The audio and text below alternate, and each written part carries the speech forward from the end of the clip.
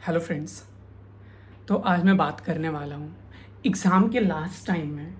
जब एग्ज़ाम का सिर्फ 1 डेढ़ महीना बाकी होता है तो उस टाइम पे हमें क्या करना चाहिए, क्या नहीं करना चाहिए। क्या होता है ना, एज ऑन डेट अभी आपका वो टाइम चल रहा है जो बहुत ही क्रूशियल है, और आप इस टाइम को इतना ऑप्टिमम यूटिलाइज आपको करना चाहिए जो आपको एहसास नहीं हो रहा होगा। अगर क्या होता है ना, अभी अभी आपका टाइम कुछ भी वेस्ट हो रहा होगा, मे बी आपको रियलाइज़ ना हो रहा हो, या फिर रियलाइज़ होता भी होगा तो फिर आप कवर अप करने की कोशिश कर रहे होंगे, बट इस टाइम पे तो आपका वेस्ट ही नहीं होना चाहिए।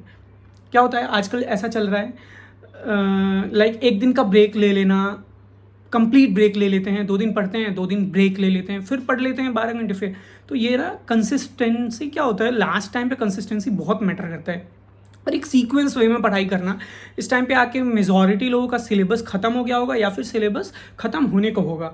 तो इस टाइम पे आप बहुत सारे यूट्यूब पे रिवीजन वीडियो के ट्रैप में मत फंसना। क्या होता है, आप जिस तरीके से अपने कॉन्सेप्ट को क्लियर करके आते हैं यूट्यूब पे, आपको आपके दिमाग को वही चाहिए होता है, ईजिली कंफर्टेबल चीज़ें जो यूट्यूब पे डाला जाता है। फिर आप उसको पढ़ के आप हैप्पीली चीज़ों को ले लेते हो कि यार चलो मुझे आता है, बट नहीं, आपको जो चाहिए वो चाहिए complete revision, complete reading. Reading के साथ राइटिंग प्रैक्टिस भी चाहिए, जो आप किसी भी वीडियो के ट्रैप में ना आके आप अपने तरीके से उसको रिवाइज करो। हाँ, आपका कोई बेस्ट फैकल्टी हैं जिन पे आपको रिलाई है और जिनसे आपने पढ़ा है, फिर आप उसका रेफरेंस ले सकते हैं। ऐसे एवे ही आप किसी भी वीडियो का रेफरेंस लेके रिवीजन ना करें, ये मेरा सजेशन होगा। ये मैंने एक्सपीरियंस किया था अपने जर्नी में।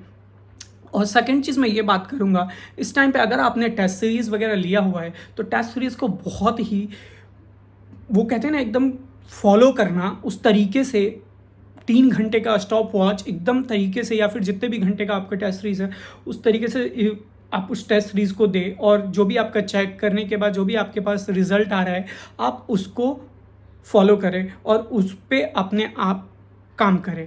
और तीसरी बात, ये टाइम जो है आप इसमें राइटिंग प्रैक्टिस भी कर सकते हैं। आप क्या कर सकते हैं, आप सुचित्रा स्कैनर का यूज़ कर सकते हैं, और उस स्कैनर में आप सॉल्व क्वेश्चन जो है पास्ट ईयर का, आप उसको भी स्टेप बाय स्टेप आप लिखने की कोशिश कर सकते हैं। एक्चुअली प्रेजेंटेशन कैसे होता है आपको पता सब कुछ होता है, आप एग्जाम में उस तरीके से डील नहीं कर पाते जस्ट बिकॉज कि प्रेजेंटेशन नहीं होती है बहुत सारे बच्चों की। वो क्या करते हैं, स्टार्टिंग के पैराग्राफ में सब कुछ लिख देते हैं, लास्ट के बॉडी कंक्लूजन तक आते आते कुछ बचता नहीं आंसर में, इनविजिलेटर मजबूरन 2-1 नंबर दे के आगे बढ़ जाता है। तो आपको एक आध प्रैक्टिस करना पड़ेगा, गाइडलाइन आंसर से प्रैक्टिस करना चाहिए कि उसमें वो क्या लिखते हैं, किस तरीके से, उस तरीके से आप प्रेजेंट करो। और राइटिंग प्रैक्टिस तो आप दिन 1-2 क्वेश्चन तो डेली का कर सकते हैं। प्रोफेशनल ड्राफ्टिंग है तो आप ड्राफ्टिंग एक एक करके कंप्लीट उसको कर सकते हैं। और थर्ड, इस टाइम पे आपको क्या करना चाहिए, जैसे कि कुछ चैप्टर वाइज आपने पढ़ा तो आपको स्कैनर एक बार गो थ्रू जरूर करना चाहिए। आपका कंप्लीट स्कैनर आप गो थ्रू, आपको मेजरली आपको सारा आइडिया हो जाएगा पेपर में किस तरीके का केस स्टडी आता है, क्या क्वेश्चन पूछा जाता है।